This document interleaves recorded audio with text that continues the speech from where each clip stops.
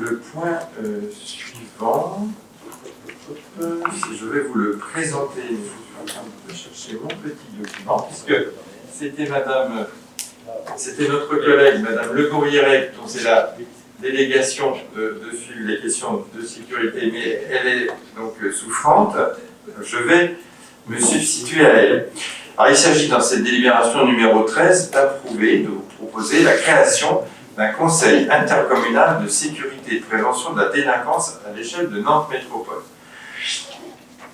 Alors, il est précisé dans cette délibération que l'ensemble des habitants, bien évidemment, réclament de la sécurité de par le vécu, puisqu'il est distingué dans cette parenthèse un certain nombre de types de délinquance. On parle de délinquance d'opportunité, de délinquance d'appropriation pour le vol, la mouvance des trafics de biens et de stupéfiants, et voire des tensions de voisinage. Donc, tout ceci nous est connu, hein, bien évidemment, ce sont des choses qui existent sur l'ensemble des communes et aussi à Boueil. On ne va pas se substituer aux forces de l'ordre qui sont une compétence dévolue à l'État. Donc, dans notre secteur, c'est gendarmerie, sur les villes, c'est police. Hein. Mais quand ces forces ont fait le maximum qu'elles ont pu faire, et puis il manque encore, on sait bien que nos habitants nous interpellent, nous les élus locaux, sur que peut-il être fait pour augmenter la sécurité. Il y a une évolution législative, elle n'est pas si vieille que ça, je pense qu'elle date de 2021, c'est la loi du 25 mai 2021, qui fait que l'obligation d'avoir un comité, ça s'appelle un comité local de sécurité et de prévention de la délinquance, donc un CLSPD, c'était obligatoire pour les communes de plus de 10 000 habitants.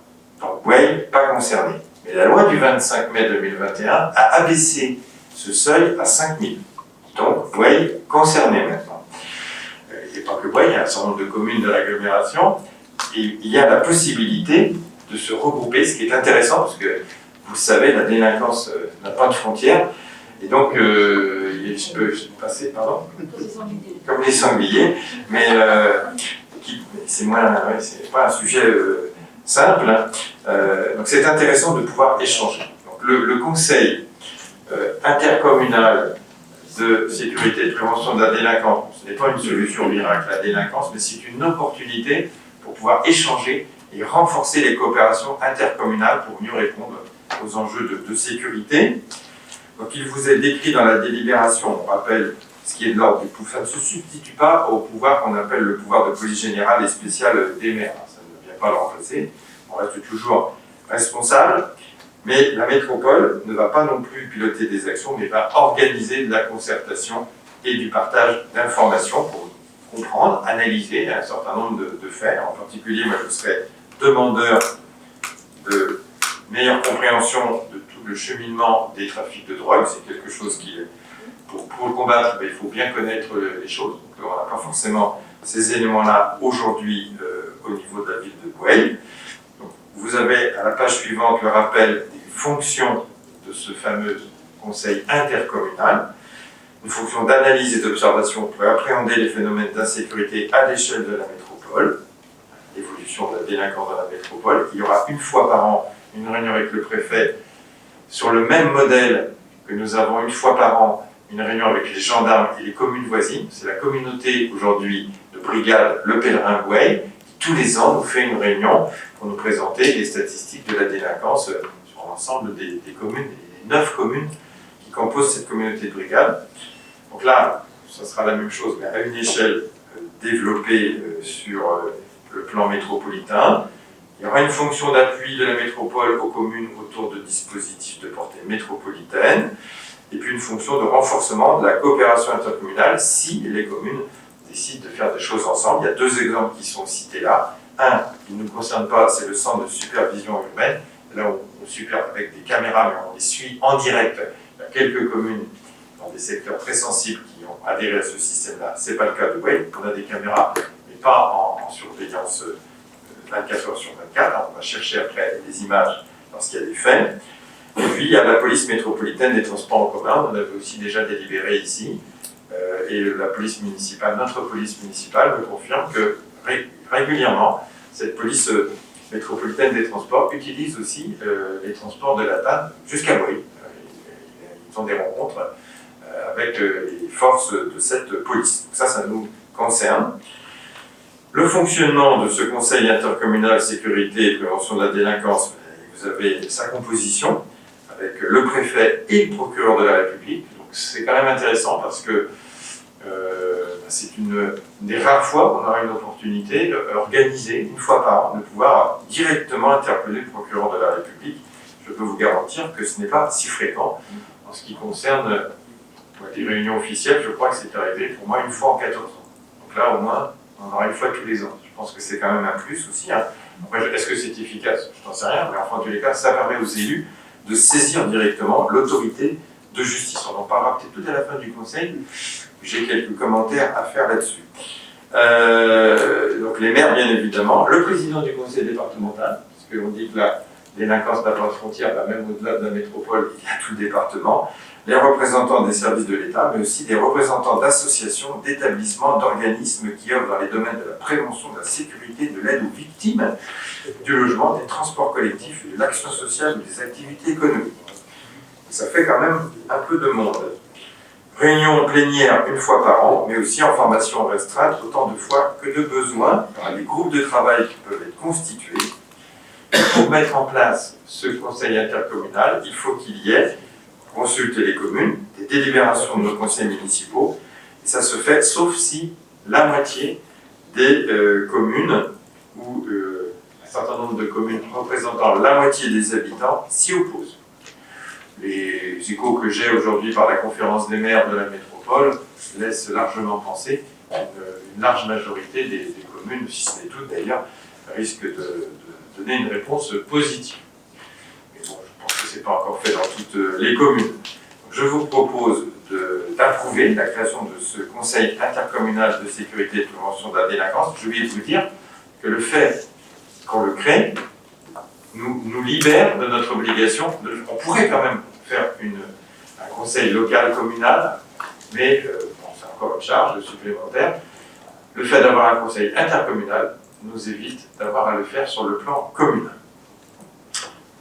Voilà, y a-t-il des compléments d'information? Monsieur Épervier? Non, juste. On se félicite bien évidemment de la mise en place de ce conseil intercommunal de sécurité et de prévention de la délinquance sur la métropole. Et je suis sensible, nous sommes sensibles au fait évidemment que les différents acteurs concernés, en particulier la préfecture et le procureur, soient présents. On espère que ça va permettre de faire reculer l'insécurité qui est grandissante, mais vous savez fort bien qu'il ne faudra pas seulement en discuter, mais il faudra aussi y mettre les moyens. En parler, c'est bien.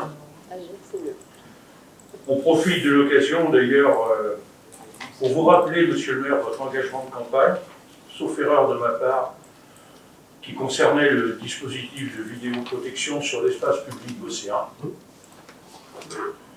Voilà, donc nous sommes évidemment pour, on votera bien évidemment cette délibération qui ne peut qu'apporter du plus, du mieux pour nous tous.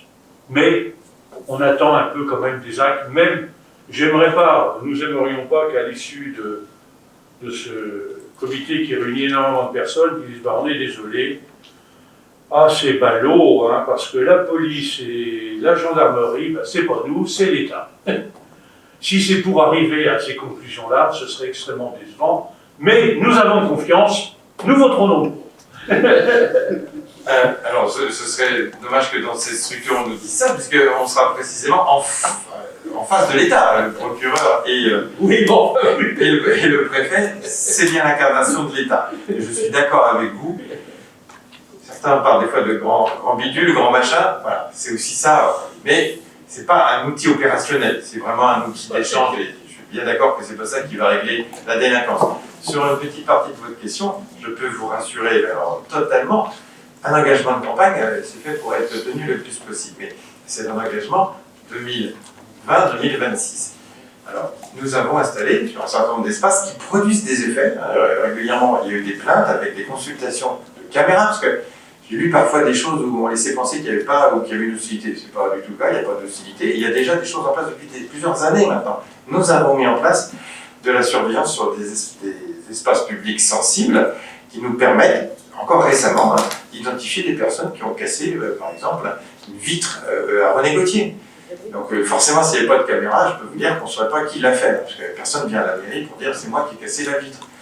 Des bêtises avec des cailloux, mais le fait d'identifier l'auteur permet de contacter la famille, ça s'est très bien passé, et les frais vont être pris en charge par l'assurance de la famille. Donc ça a quand même une certaine utilité.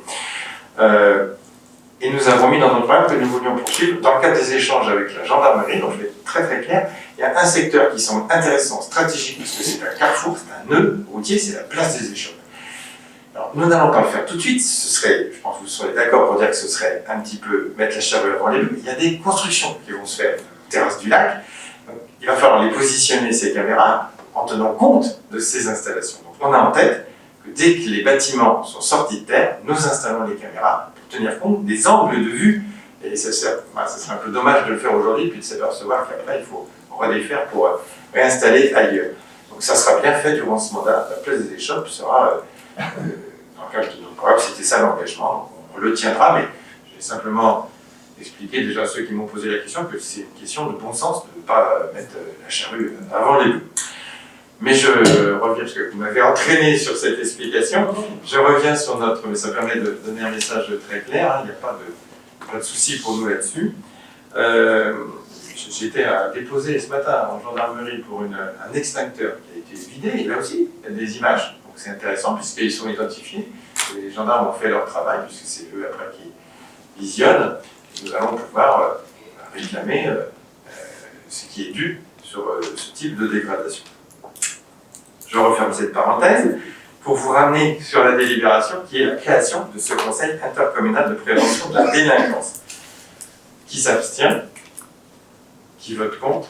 Adopté à l'unanimité. Je vous remercie.